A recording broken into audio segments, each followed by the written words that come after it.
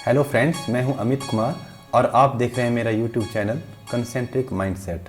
अगर आपको मेरे वीडियोस अच्छे लगें तो चैनल को ज़रूर सब्सक्राइब करें और साथ ही अपने फ्रेंड्स में वीडियो को ज़रूर शेयर करें।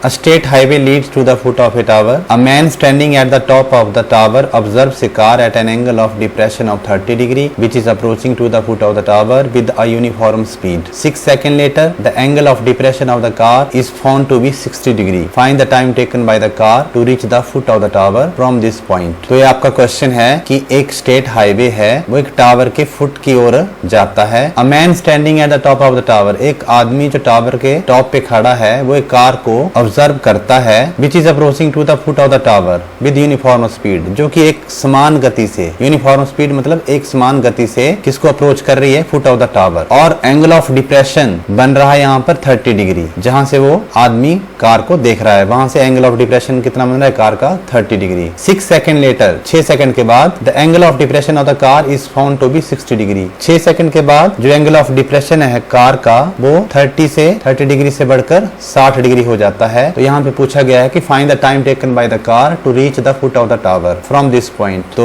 वो पॉइंट जहां से एंगल ऑफ डिप्रेशन 60 डिग्री बनता है उस पॉइंट से कार जो है वो फुट ऑफ द टावर तक पहुंचने में कितना टाइम लेती है, ये हमको यहाँ पे फाइंड आउट करना है। तो चलिए एक रफ डायग्राम बना लेते हैं यहाँ पर कि ये आपका टावर है AB, ये हाईवे है जो कि टावर के फुट को अप्रोच कर रहा है। जब पहली बार आदमी उस कार को देखता है तो सपोज करो वो पॉइंट C पे है, तो यहाँ से एंगल ऑफ डिप्रेशन कैसे बनेगा, पॉइंट A पे हमको हॉरिजेंटल लेवल यहाँ पर खींचना पड़ेगा। सपोज करो ये AE है आपका हॉरिजेंटल लेवल, तो यहाँ पे ये वाला एंगल जो है एंगल ऑफ डिप्रेशन ये बन रहा है यहाँ पर 30 डिग्री। उसके बाद 6 सेकंड के बाद सपोज करो वो कार पॉइंट D पे पहुंच जाती है, तो यहाँ से एंगल ऑफ डिप्रेशन जो है पॉइंट A से वो बन रहा है आपका 60 डिग्री। ओके, तो जैसा आपको पता है ये जो हॉरिजेंटल लेवल हमने A से E तक खींचा है वो आपका BC के पैरेलल है, तो BC जो है वो पैरेलल हुई AE के, तो यहाँ पे AC जो है वो ट्रांसवर्सल है। ओके, AC जो है ट्रांसवर्सल है, तो ये जो 30 डिग्री एंगल है और ये एंगल ACB है, ये कौन से एंगल हुए,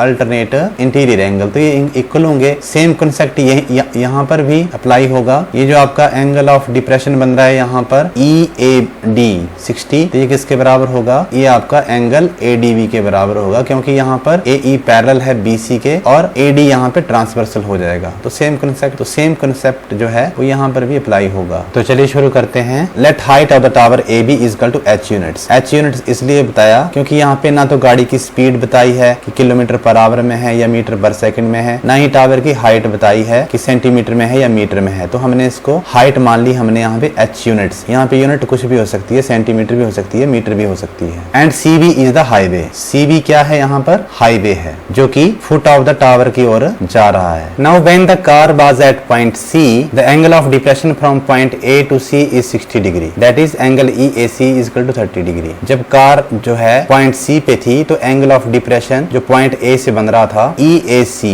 वो था आपका 30 degree. After 6 seconds the car was at point D, then angle of depression from point A to D is 60 degree. जब कार जो है वो 6 सेकंड के बाद पॉइंट D पे पहुंचती है तो एंगल ऑफ डिप्रेशन जो है पॉइंट A से that is EAD जो है वो आपका 60 डिग्री हो जाता है। अब हमको ये फाइंड आउट करना है ये कार पॉइंट D से लेके पॉइंट B तक यानी कि पोल के फुट तक कितना टाइम लेती है यहाँ तक पहुंचने में। तो यहाँ पे ये दोनों ही डिस्टेंस हमारे पास नहीं है, C से लेके D तक और D से लेकर B तक। तो सबसे पहले हमको ये डिस्टेंस जो है फाइंड आउट करने हैं। तो let uniform speed of car x unit पर सेकेंड, क्योंकि यहाँ पे यूनिट कोई भी नहीं दी है, ना मीटर दिया है ना किलोमीटर दिया है, तो हम इसको x यूनिट पर सेकेंड इसकी स्पीड को मान लेते हैं, क्योंकि यहाँ पे सिर्फ C से लेके D तक बताया गया है कि कार जो है वो 6 सेकंड में पहुंचती है। तो हम इसकी uniform speed of the car मान लेते हैं x यूनिट पर second. And time taken by car to cover the distance CD। अभी कार जो है C से D तक ये जो CD डिस्टेंस बन रहा है इसको कितने टाइम में कर रही है, 6 सेकंड में। तो हम यहाँ पे फार्मूला लगा देंगे। आपका फार्मूला होता है speed into time is equal to distance. इसको आप ऐसे भी याद रख सकते हो, STD, speed into time is equal to distance, और डिस्टेंस हो जाएगा आपका स्पीड इंटू टाइम। तो यहाँ पे स्पीड और टाइम तो है हमारे पास, तो डिस्टेंस जो है, डिस्टेंस क्या है यहाँ पर CD, देयरफॉर CD क्या हो जाएगा यहाँ पर, CD हो जाएगा आपका, टाइम है यहाँ पे 6 सेकेंड और स्पीड है कार की x यूनिट पर सेकेंड, तो हो जाएगा आपका डिस्टेंस हो जाएगा CD आपका 6 यूनिट्स। मतलब ये जो C से लेके D तक का डिस्टेंस है, ये हो जाएगा आपका 6x units.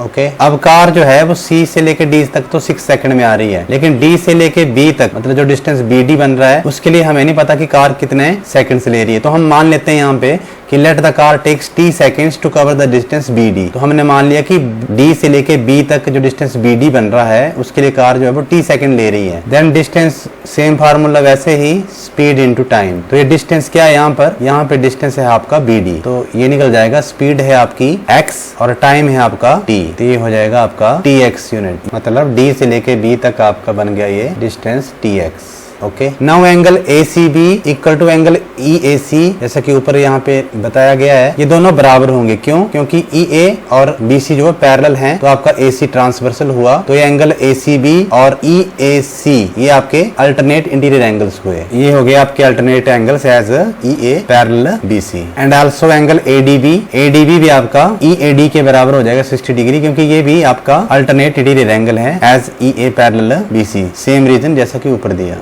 As the tower is vertical, so angle ABD 90 degree. जैसे कि आपको पता है टावर जो होता है वो वर्टिकल होता है, तो एंगल ABD और एंगल ABC ये दोनों कितने डिग्री के होंगे, 90 डिग्री के। अब यहाँ पे दो राइट एंगल ट्रायंगल बन रही है, एक ABC और एक बन रही है ABD। यहाँ पे AC और AD को हम नहीं लेंगे क्योंकि इनका यहाँ पे कोई भी रोल नहीं है, क्योंकि कॉमन साइड्स नहीं है दोनों राइट एंगल ट्रायंगल में। कॉमन साइड यहाँ पे AB है, तो यहाँ पे AB साइड कॉमन है, तो AB हम दोनों ट्रायंगल में लेंगे। तो ट्रायंगल ABD में एक साइड आपकी AB आ जाएगी, एक साइड आपकी BD आ जाएगी, और ट्रायंगल ABC में एक साइड AB आ जाएगी और दूसरी साइड आपकी BC आ जाएगी, जो कि CD प्लस DB को मिला के बनेगी, that is 6x plus TX। और यहाँ से फिर हम AB की दो वैल्यूज आ जाएंगी, उनको हम आपस में कंपेयर करके T की वैल्यू फाइंड आउट कर लेंगे। तो ट्रायंगल ABD में यहाँ पे एक्यूट एंगल 60 है, तो इसके सामने वाली साइड जो परपेंडिकुलर होगी, that is AB is perpendicular, और 90 डिग्री के सामने वाली हाइपोटेन्यूज, और ये हो जाएगी BD हो जाएगी आपकी बेस। तो यहाँ पे आ रहा है AB upon BD, that is P upon B,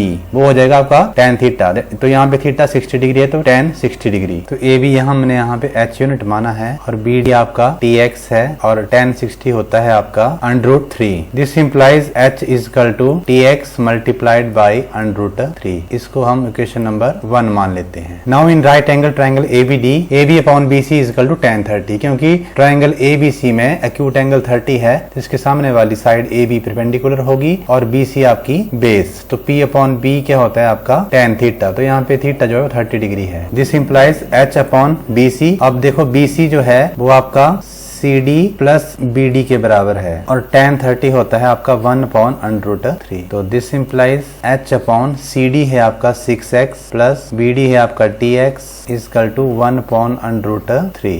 this implies H is equal to cross multiplication होके ये वाली टर्म चली जाएगी, यहाँ पे 1 के साथ मल्टीप्लाई हो जाएगी, तो ये हो जाएगा आपका 6x plus TX divided by √3। इसको हम इक्वेशन नंबर 2 मान लेते हैं। Now from 1 and 2 we have, अब 1 and 2 में देखो आप दोनों H की वैल्यू हैं, तो ये दोनों ही H की वैल्यू हैं, तो ये आपस में क्या होंगी, बराबर। लेफ्ट हैंड साइड H है, तो राइट हैंड साइड भी आपस में क्या होंगी, बराबर होंगी। This implies TX into √3 is equal to 6x plus TX upon √3। This implies cross multiplication कर लेंगे यहाँ पर TX इंटू √3, ये √3 भी यहाँ पे आके मल्टीप्लाई हो जाएगा √3 के साथ, और राइट हैंड साइड पे बच जाएगा आपका 6x प्लस TX। तो यहाँ पे हो जाएगा √3 इंटू √3 3 होता है, तो ये हो जाएगा आपका 3TX, और इस साइड होगा आपका, यहाँ से x कॉमन ले लेते हैं, तो अंदर बच जाएगा आपका 6 प्लस t। अब x दोनों साइड मल्टीप्लिकेशन में है, तो ये कट जाएगा, तो this implies 3t is equal to